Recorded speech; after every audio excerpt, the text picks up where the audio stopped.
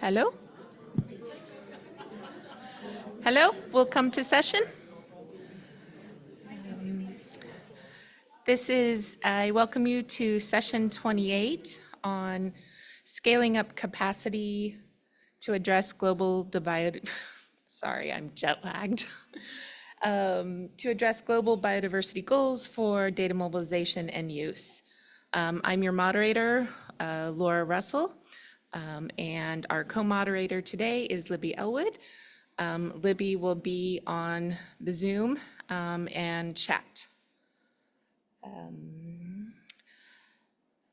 This year's meeting was made possible in part by the generosity of our sponsors, especially our diamond sponsors, and we are grateful to them, and of course also to Oki Congress for today's tech support. This session will be recorded for later viewing and will eventually be posted to the Spinach and Tadwig YouTube channels. For those of you that are presenting, please speak slowly and clearly. Let's see, speakers will have 10 minutes to talk and 3 minutes of questions, and at the end, there will be 2 minutes left to transition between presenters. There is a little machine up here with lights. So when you, during your 10 minutes, the light will be green. When you get the 5 minute remaining, it will turn yellow, and then it turns red when there are only 2 minutes left, which means you have no time for questions. This symposium is split into 2 sessions. So the first session is now for an hour, and we have break, and we come back for the second part of the session. So we have 4 talks, and then we have another 5 talks, and we'll have a discussion at the end of the second session. So I hope everyone comes back for the second session as well, but I know there's a lot of competition. So we'll get started. Please, if you are online, ask your questions in the Zoom chat function, and Libby will represent you here in the room. Please use the microphone to ask questions to our speakers. So thank you, and let's get started. Our first speaker is Olivia. Yes.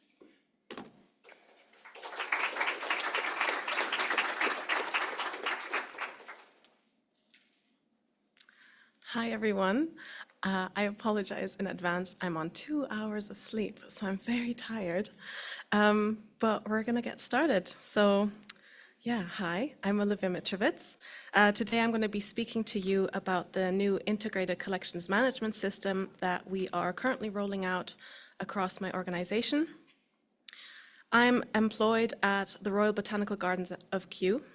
So at Kew, I'm employed as the training lead, the ICMS training lead, meaning I'm responsible for the training of all Kew staff in our new system, as well as providing supplementary training material, joining discussions on implementation on functionality, and to provide end-user support.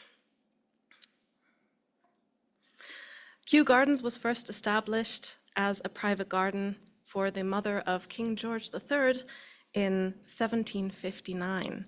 It has since shifted from a royal leisure garden to an important scientific facility containing many important collections.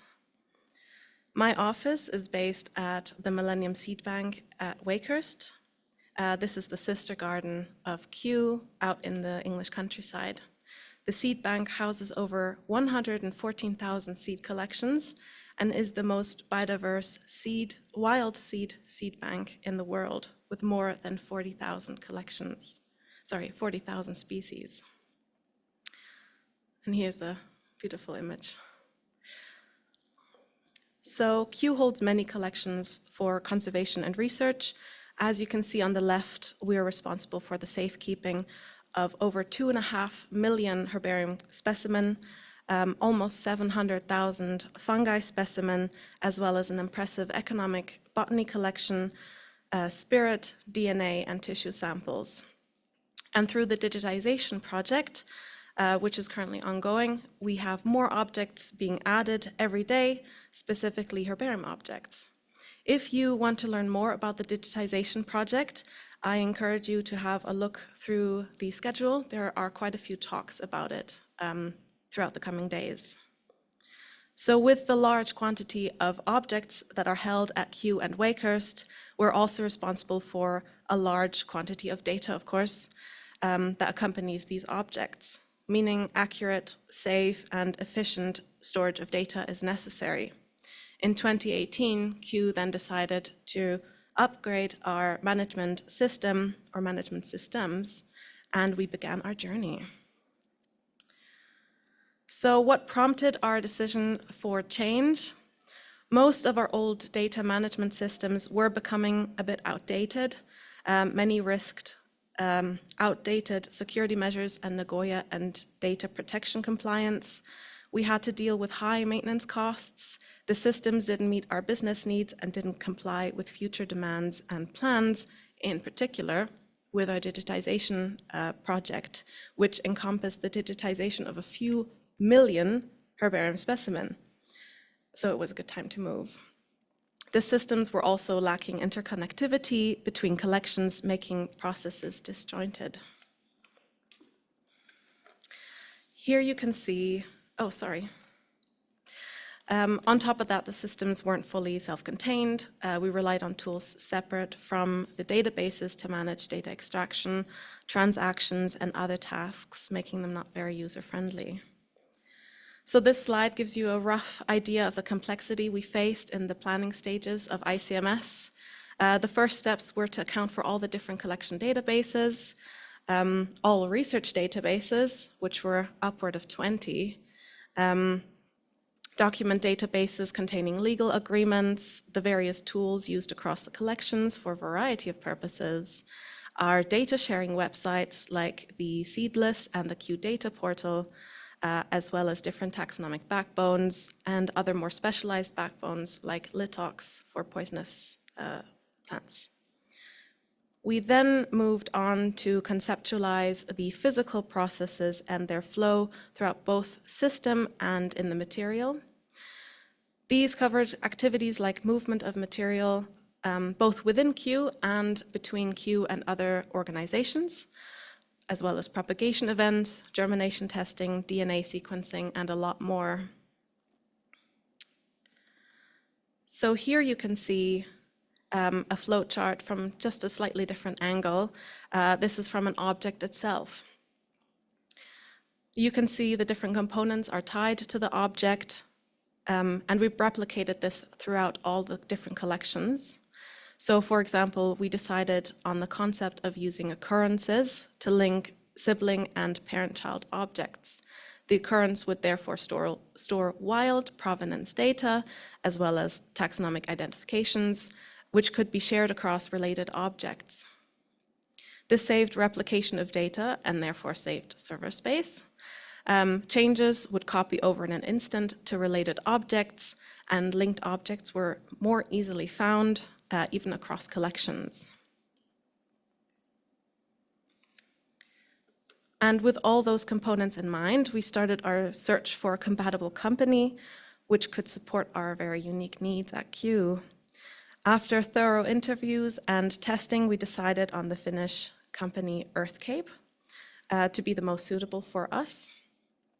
If you would like to learn more about EarthCape, our developer, Evgeny Maike, is, well, he's actually sitting right over there, but he's at the conference and will be holding a demo on Wednesday afternoon. So if you're interested in learning more, he's a great person to speak to. And this is what EarthCape looks like. So what you can see here is the herbarium table. So the new system was designed to store all the collections in one place, enabling users from across the organization to see, use, and store data more efficiently. As you can see, this is the herbarium table. On the left-hand side, however, you can see the navigation panel, and this lets users navigate the system, so looking at different collections, but also at different tools throughout the system.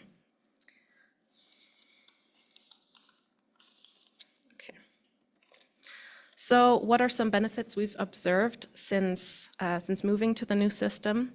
Well, for one, we were able to resolve all of our more pressing issues regarding security, legal compliances, and maintenance. As I just mentioned, almost all collections are now in one place, with actually just a few more to go, which now allow connections between objects to be established.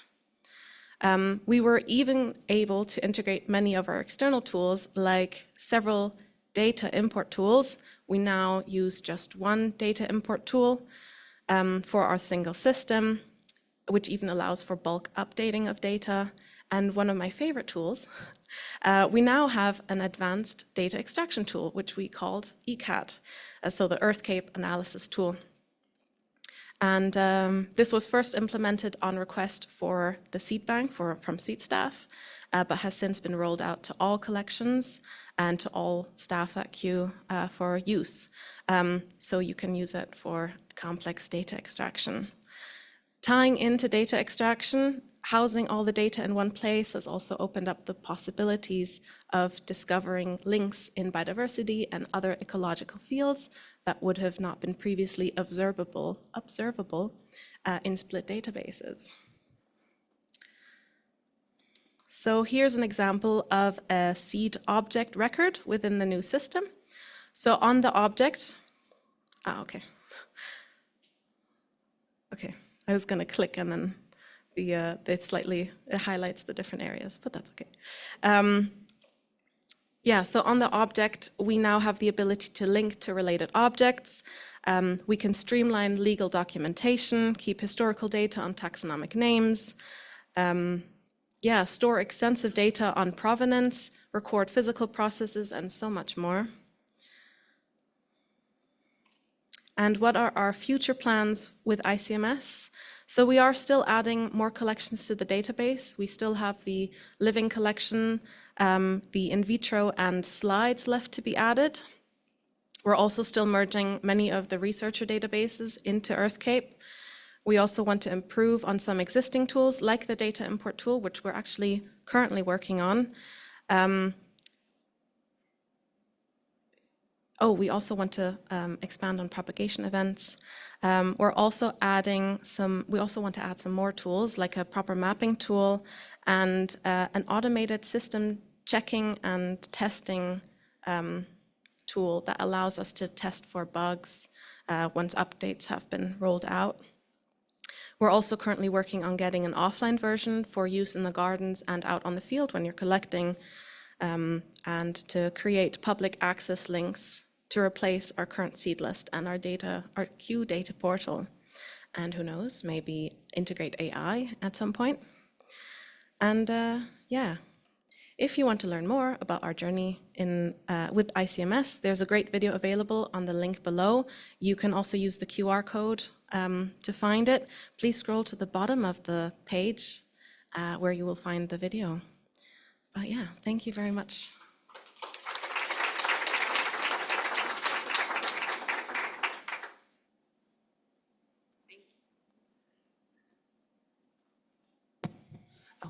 Thank you, Olivia. We have time for probably 1 or 2 questions. Yeah.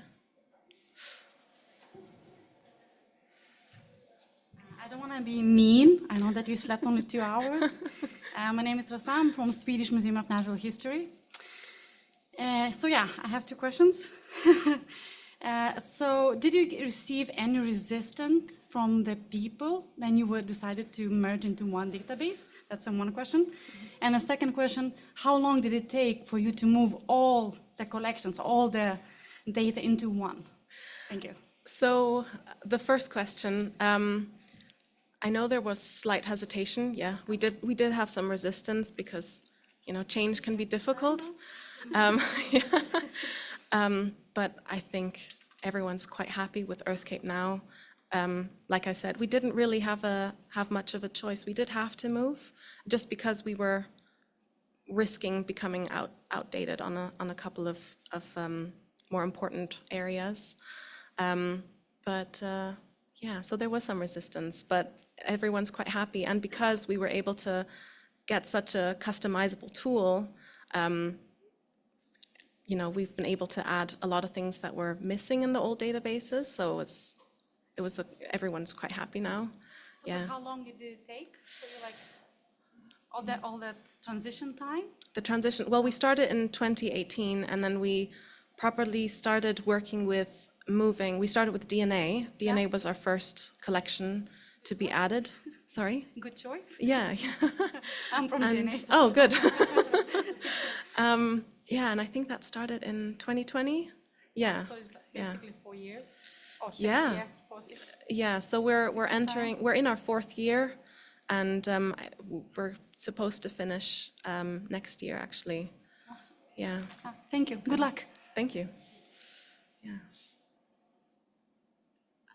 15 seconds? Anyone else? 10 seconds now. I think we'll do the switch over. Thank you, Olivia. Thank you.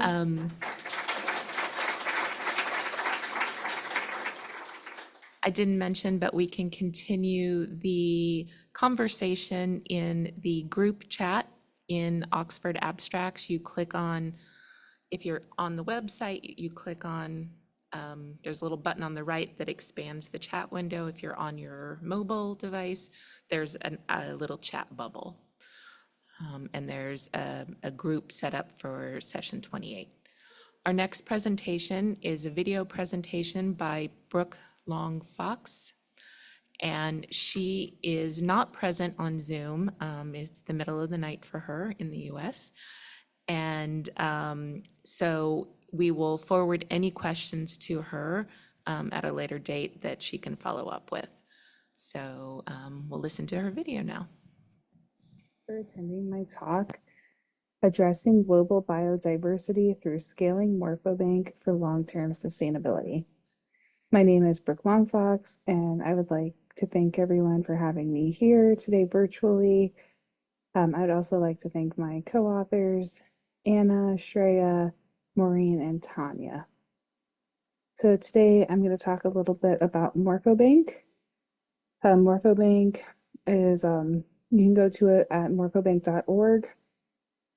It is a long-term repository for peer-reviewed morphological character matrices and 2D and 3D images. So phenotypic data, especially morphological data, are highly useful in systematics, taxonomy, and phylogenetics. So basically, MorphoBank was created as a resource to house morphological data. It's similar to GenBank in the way that GenBank has open access sequence data. MorphoBank enables scientists to share their morphological character data associated with phylogenetic matrices.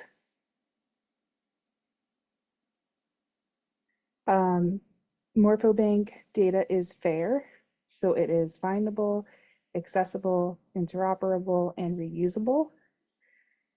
So it's a fair database that provides open biodiversity data in the form of morphological characters. This is specifically in the form of TNT files or Nexus files. And this data is from peer-reviewed publications. So those people that go out and they create a phylogenetic matrix and they go through the research process and then they publish their tree in a journal.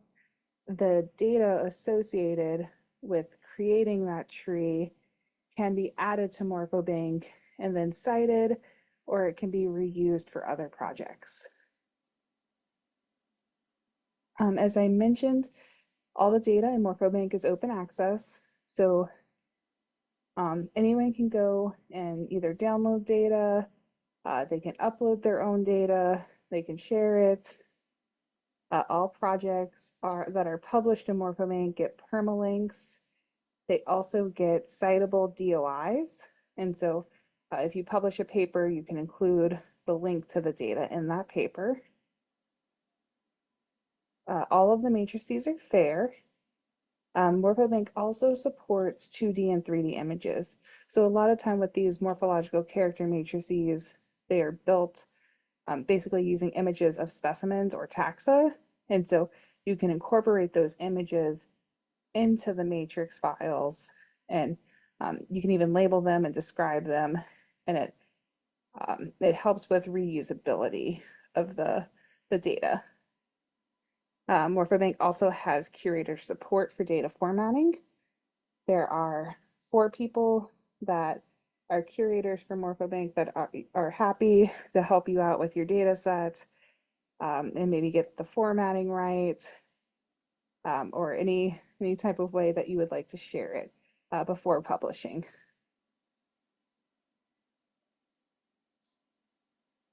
As I mentioned, the data is open access, so it can be downloaded by the public, researchers, students in the scientific community. The data can be used for educational purposes or reused for additional phylogenetic analyses. We also encourage scientists to add content in various ways, including actively working on morphological matrices in the process of their research. Or they can also just upload their data once they're done with the research, either prior to or post paper publication. Currently, MorphoBank has over 1,100 phylogenetic matrices. These matrices have over 170,000 images. There are over 1,700 projects in MorphoBank. These projects can be just images or include phylogenetic matrices. They are also linked to different taxa. We have over 20,000 species represented. And then the people that add the data or that are associated with the data are from over 1,000 institutions worldwide. There are over 4,100 scientists that currently use MorphoBank, and the data in it is representative of data published in over 200 journals. As MorphoBank has been cited over 1,500 times, with increasing citation each year. So it was originally founded in 2003, and so this graph here kind of shows the increase of MorphoBank use over time. And this is specifically, it's not data added to MorphoBank, but it's data that was cited in MorphoBank.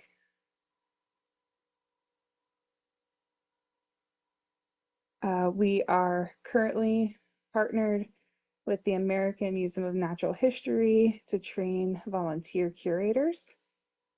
And so we have about 10 volunteer curators right now who have been helping add data to MorphoBank. This data is data that was already published in scientific journals, maybe in the last 20 to 30 years.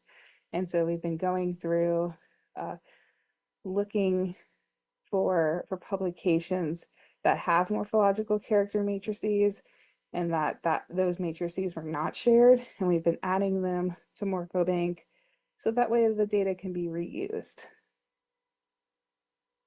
We also have MorphoBank workshops. These happen quarterly. They're also associated with different conferences, and so for some conferences we've had virtual and in-person workshops to train different scientists and students about how to use MorphoBank for their research. And we are also currently working on transferring over 600 Nexus files from the paleobiology database to MorphoBank. So the paleobiology database, which is PBDB for short, they no longer want to house their Nexus files that have morphological character data. So they have transferred them to us, and we are working on adding them into MorphoBank. But most of these data files were missing details that describe the character states. And so we are in the process of adding those details. So it's taking a little bit of time, but we're about halfway through adding that data to MorphoBank. We also have undergraduate interns from the University of California, Berkeley. These interns have been learning about the data handling process and basically how to make data fair. And we are also looking at additional funding for expanding the data sets to include traditional morphometrics and geometric morphometrics, and also potentially holding fossil calibration data. So MorphoBank will hopefully be expanding to hold more data similar to character data, but basically data that's related to morphology in the future. In terms of long-term sustainability, there are a couple different ways we are working on making MorphoBank sustainable. One is financial stability, and basically Phoenix Bioinformatics is a nonprofit organization in the US that has taken MorphoBank and is currently basically funding the servers and keeping it running. We also have National Science Foundation support in the US, and this has been to fund the curators and fund the interns to add and manage the data. And then we also have membership support. And membership, that is organizations, institutions, museums from around the world that give MorphoBank money to continue to help it run. So our future depends on continued and growth of memberships. We also have technical sustainability. So we provide better performance, add longer term software stability, and enable easier additions of new features. Currently, the software code is being updated because it's 20 years old. So we're looking at an update in the next year or two for this code. And then there's scientific sustainability. So this is basically just increasing community awareness and expanding current data sets. The growth in data depth and breadth feeds into making MorphoBank indispensable for research in the scientific domain. And that was a little bit about MorphoBank. I would like to thank a couple people and different programs. So as I mentioned, MorphoBank is supported by the U.S. National Science Foundation, 2 different grants, a DBI grant for biology, and an EAR grant for geology, and then Phoenix Bioinformatics, the nonprofit that houses MorphoBank, and also membership fees from institutions and museums around the world. And I would also like to thank our software and tech team, our interns, and our American Museum of Natural History volunteers. So thank you, and please let me know if you have any questions.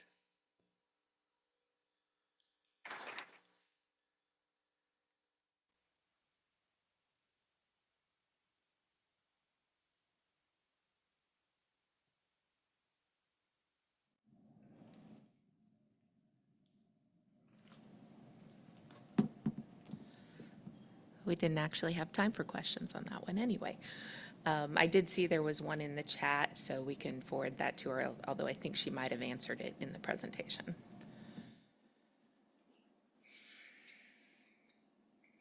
And I'm up next.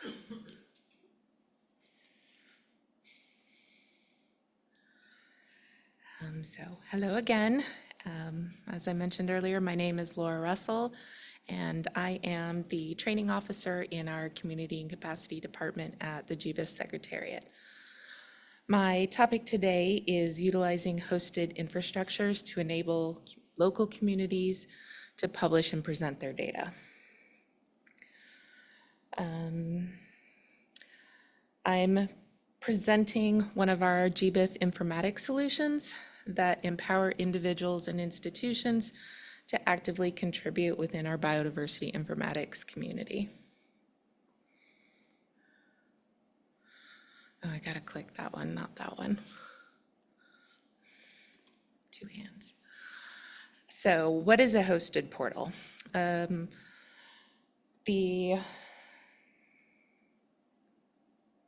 get this coordinated, sorry. To further support engagement across national, institutional, regional, and thematic levels, the GBIF Secretariat has developed a fully hosted service that provides simple, customizable biodiversity data portals to this community. Hosted portals give recipients a website and data access point that describes them and their work using their visual identity and supports local languages through community-led translation.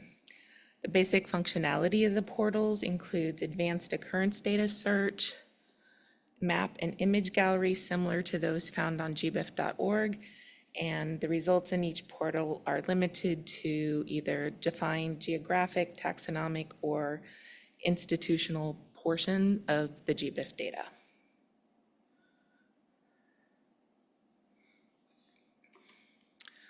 So who is it for? The GBIF participant nodes, the data publishing networks, and institutions all play an essential role in promoting the use of biodiversity data within the community and shared to GBIF. By reducing budget investments directed towards custom web development and hosting, this service allows community members to deliver the results of their data mobilization efforts and to shift their focus toward other critical community engagement activities like data management and stakeholder engagement.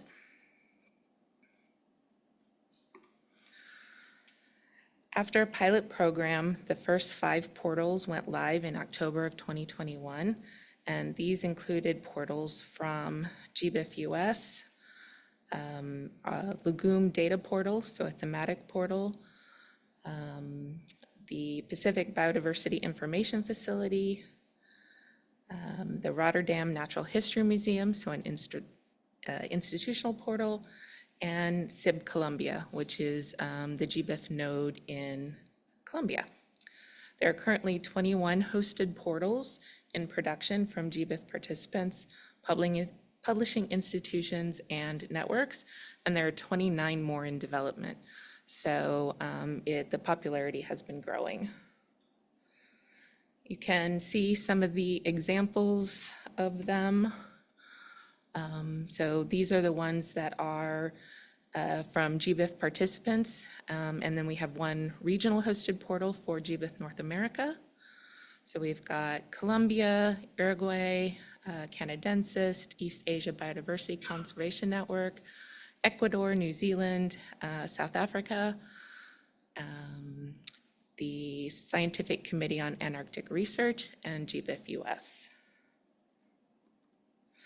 We also have institutional network and thematic hosted portals, and these include the Arctic Museum of Norway, the Beatty Museum, Disco Flanders, Disco UK, the Jardin Botanico de Cartagena. I don't even know how to pronounce that. The Land Portal from Germany, the Legume Data Portal, the Living Norway Ecological Data Network, the Natural History Museum of Rotterdam, the Pacific Biodiversity Information Facility, and the Virtual Herbarium in Germany. So a really great selection. All of these can be found on the hosted portals page, and you can link out to these portal websites and test them out and see what they have on their portals. I think it's also really nice that the portals allow communication. So in addition to having a visual identity, the portals also offer blog posts so that the individual portals can communicate news about their networks. They can provide links to training materials or other resources. There's an about section, so they're highly customizable. They are all hosted in GitHub, and through a application and setup process, the GBIF informatics team is very helpful in getting a new hosted portal going. So how to apply? Participant nodes and their partner institutions can apply to participate in GBIF's program at any time. The Secretariat reviews all the applications and bases decisions on the defined selection criteria. The review process typically takes 2 weeks. And then decisions, the applicants are notified of the decisions. In addition to applying for a hosted portal, GBIF participant nodes can also apply for a hosted IPT. So this QR code links to the application criteria. So there are things that relate to, do you have, if you're in a country with a GBIF participant node, do you have that node support in applying for a hosted portal? Questions about if it's a thematic network, they just want to know about what your portal will be doing and how it will contribute to the network. I should say we. So this is just a demonstration of the GBIF US portal. So there's a search interface, select a record. It will open a display out to the side with all the data about the occurrence record here.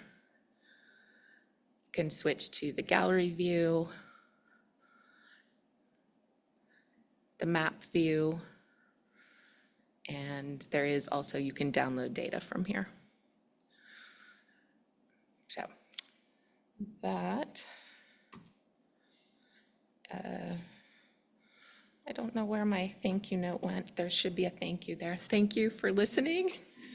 If you have any questions, we have several people here from GBIF, including I think 3 people from our informatics team who can tell you about the behind the scenes details of how the portals work, or you can talk to me and I can tell you more about the application process. So, thank you.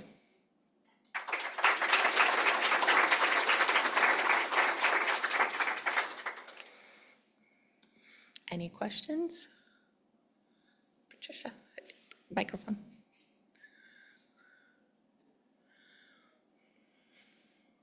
It's not really a question. I just wanted to add for the Disco Flanders portal that there is also an additional tab where you can see where your local specimens are cited.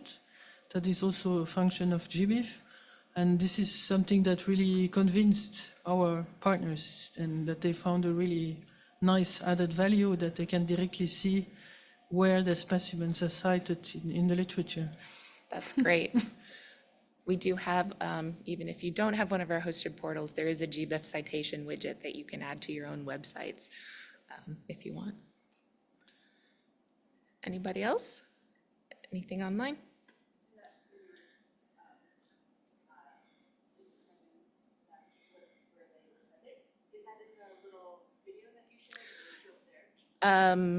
It's not in that video, or it might be. I think she's talking about like when you go to a page on gbif.org, you can click citations or literature citations, and then it gives you a list of all the papers that have cited your data that can be added to the portal.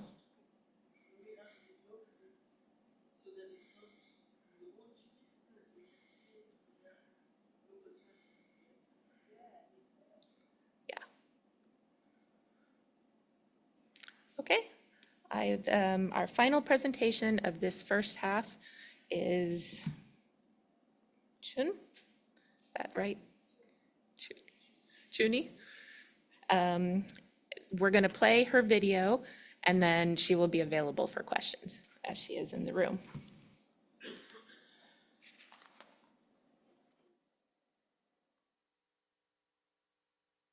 Hello everyone, I am Chang, the speaker for this section and the product manager at the Taiwan Biodiversity Information Facility.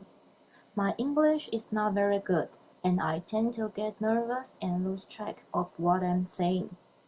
so I'm presenting this in a recorded format, although I will attend this conference in person. The topic I will be discussing is establishing an integrated biodiversity data portal system, a showcase in Taiwan. Before introducing the system, I would like to take a moment to introduce the Taiwan Biodiversity Information Alliance, abbreviated as TBI. TBI is a national-level data integration alliance that currently includes 10 organizations which maintain biodiversity database from Taiwan. This September, 3 new members will join the alliance, including CPC Corporation, Taiwan's largest petrochemical energy company and TBI's first corporate member. The initial concept of TBI dates back to 2017. By 2020, we officially established TBI, and in 2021, we held an MOU signing press conference and established the Secretariat.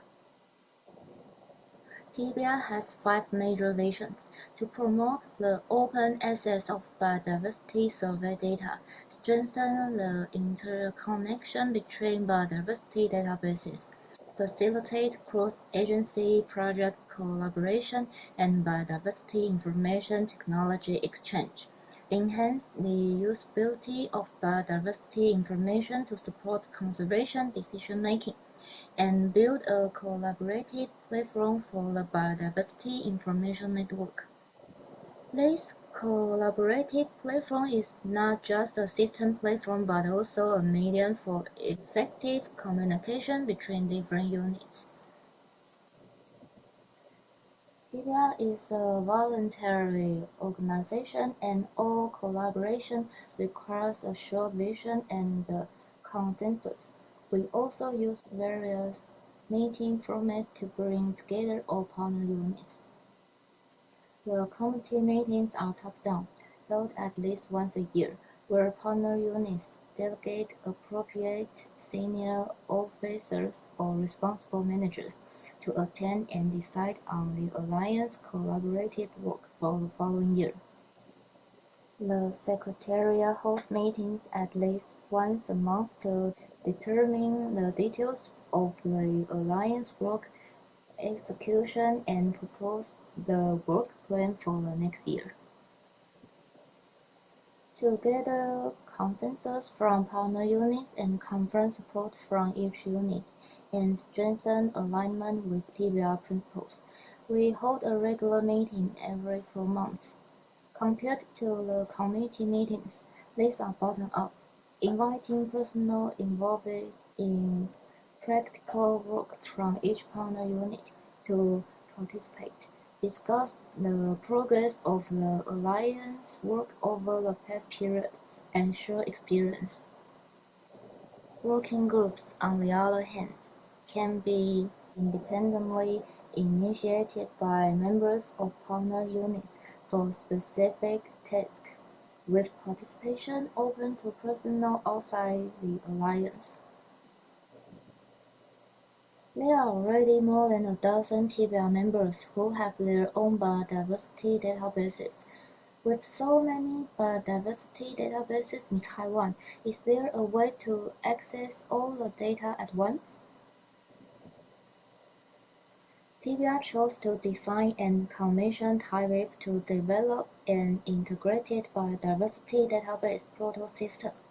Users can query data from Alliance members through this system.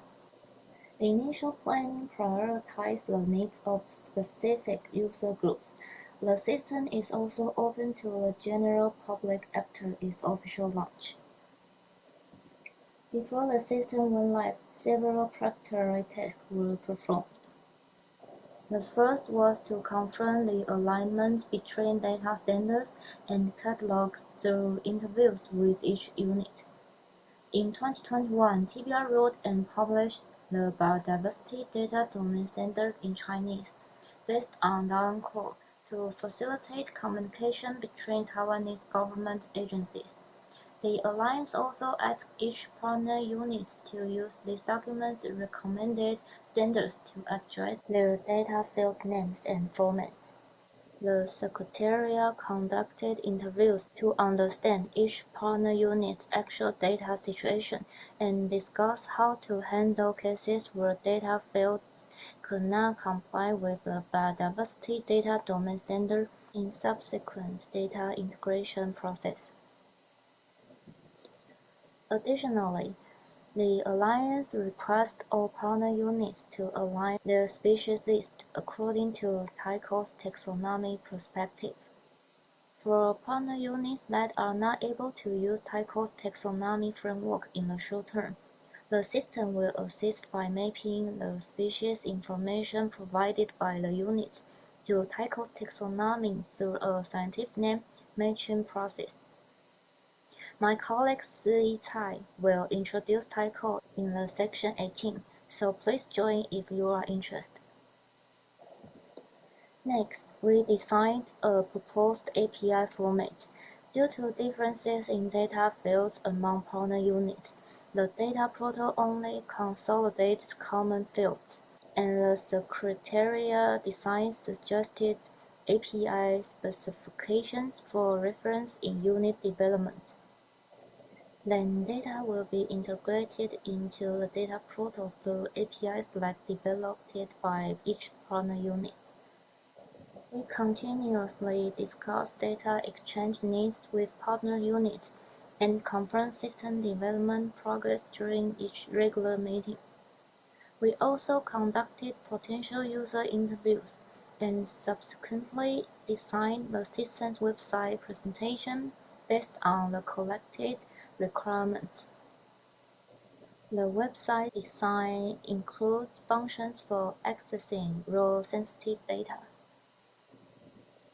6 months before the official launch, we began to integrate the APIs from partner units to obtain their data, but some units cannot immediately develop APIs due to resource constraints. In such cases, we ask partner units without APIs to upload their data to JBeef, and the data portal system retrieves it through TypeBeef's API.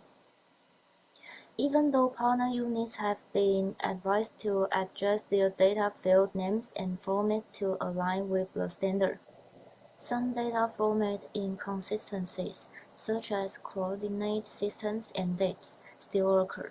Therefore, before data is presented on the system's front end, we performed simple data cleaning. The Biodiversity Database Portal system officially went live in December 2023. The system has two major highlights: most convenient and most comprehensive. For convenience, in addition to one-stop cross-agency search and download, and each record can be linked to partner units' databases. For comprehensiveness, the system combines species occurrence records with collection data and provides precise locations of sensitive species after online application. We also continuously integrate Taiwanese biodiversity information, related documents, and educational materials on the system's website. Currently, the data portal has an average of 800 users per month, with 1.8 billion data queries and 40 million data downloads. We have developed a backend for partner units on the system website, allowing members to view the usage of the unit's data on this system. The development of the Biodiversity Database Portal system was made possible thanks to the financial support of the Forestry Bureau and the Taiwan Ecological Network, the assistance of TypeBeef's engineer Jing Li, and all team members, the suggestion and feedback from all TVA partner unit members, and all individuals who participated in user interviews and testing. Thank you all for listening.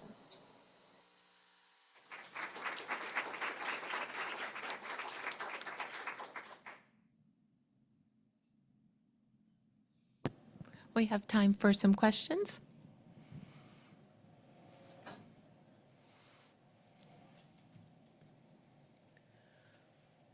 If you have a question, just come up to the microphone, please.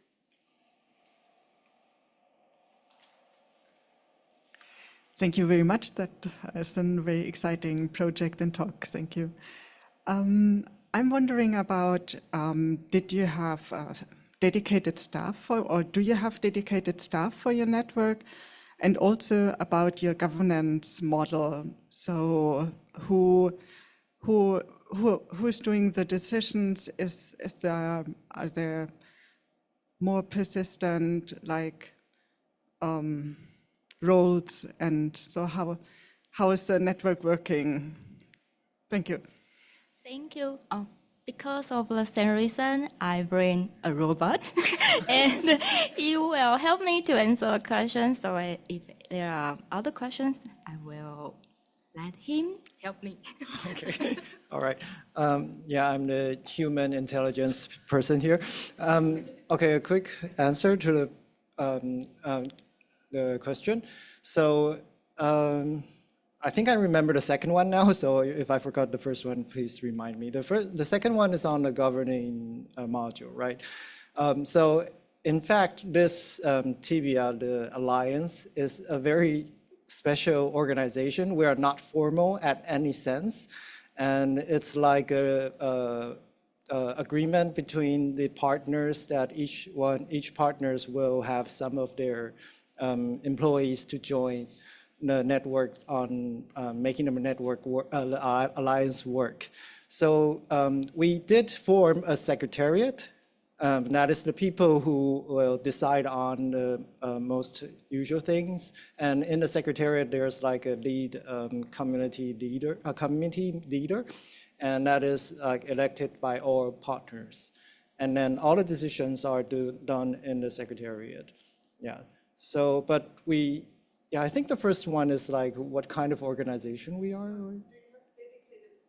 Oh no, so all staffs are from the partners, and it's somehow like a volunteer thing in a government, which is quite special. In some interviews, they said we are more like we are people from the government institutes, but we are acting more like an NGO. So, yeah.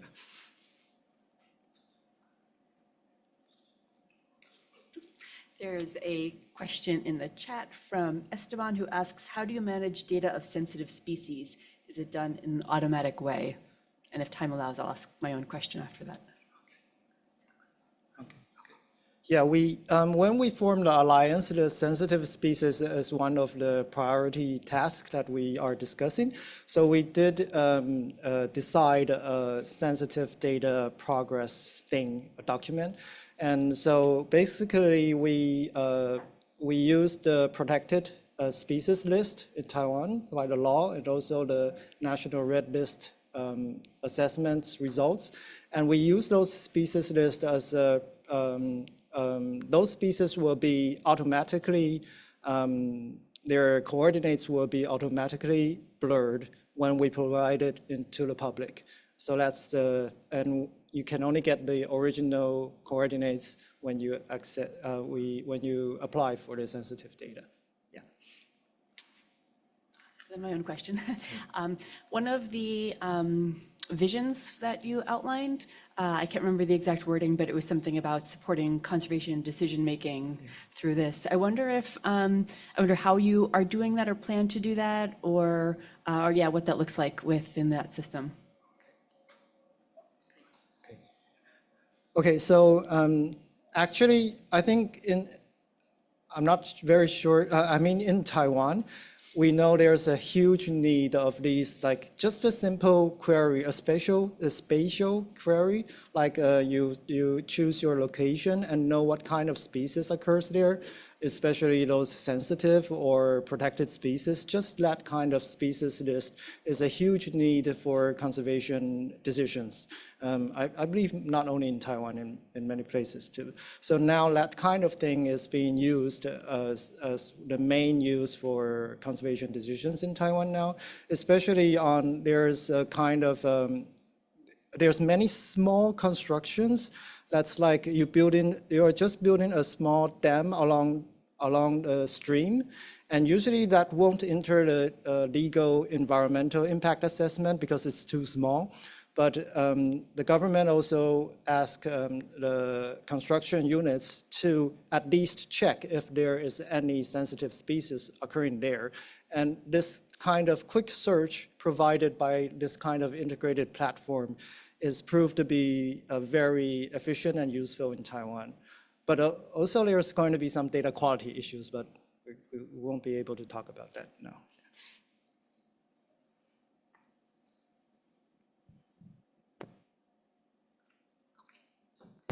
Okay, I think that is all. Thank you very much. Thank you to our other speakers. These first 4 talks in this capacity symposium are more along the lines of informatics solutions. And when we go into the next session, we'll be talking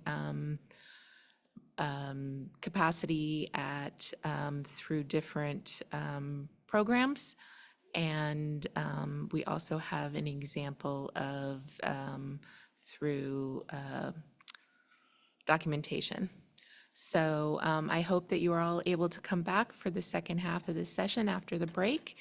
And we will again have a discussion at the end. So hopefully our speakers from this session will come back to participate in that discussion as well. So thank you, and we'll see you in 30 minutes, hopefully.